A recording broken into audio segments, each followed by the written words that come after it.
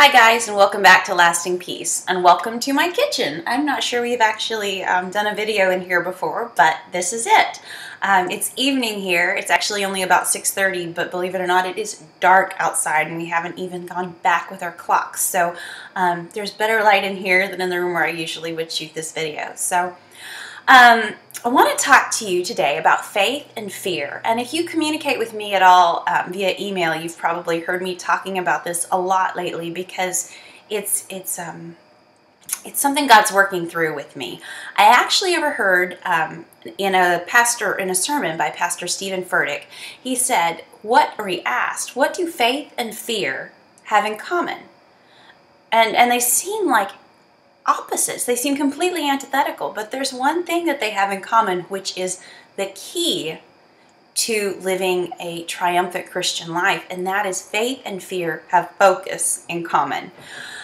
Think about it. How do you, what affects you in your daily life, the way that you face your struggles is dependent on how you focus. You can face struggles and difficulty and challenges with faith when you focus on the fact that you are an overcomer through Jesus Christ, that He has already done all of the work for you, that your eternity is completely secure, and that He works everything out for your good. So when you focus on faith, you can live with a hope and a joy that is incomprehensible to someone who is focused on fear. When you look at the unknowns and the fearful things in life, there's so much we don't know. As humans, there's so much we can't know. No matter how much studying and science and things, we will still always look at things with a measure of uncertainty. Think of even this Ebola crisis. In spite of the fact that we have so much advanced medical knowledge and scientific research and antibiotics for this and that, we're looking at something that still stymies the smartest medical teams out there. There's so much we don't know, so much we can't do anything about.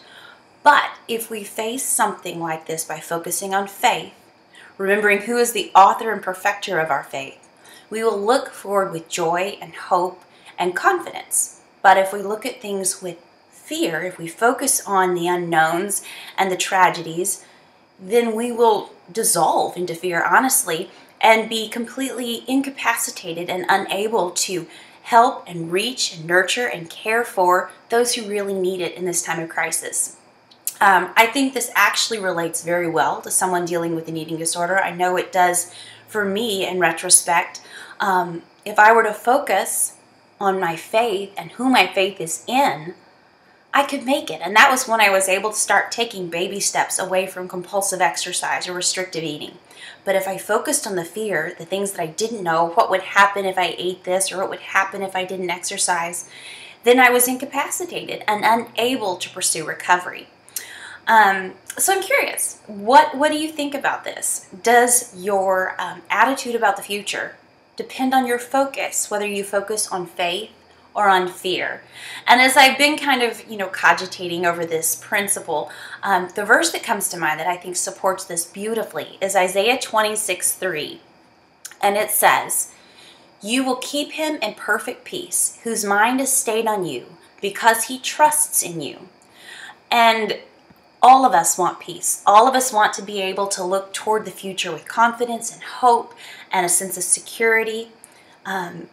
But the only way that's even possible is when our eyes are stayed on Him. Just like Isaiah says, God will keep us in peace when our mind or our eyes are stayed on Him because He trusts in God. So when we focus on the object of our faith, the one Lord Jesus Christ, we can face the future and the fear with confidence and hope because we know that all things work together for good to them that love God and are called according to His purpose, because our God has won the battle. He has done everything for us, and He is madly in love with us, more than we could ever love Him. I think that's phenomenal. One last thing, as you go through this week, try not to focus so much upon your love for God, but try to remember that He loved us first. He loved you first.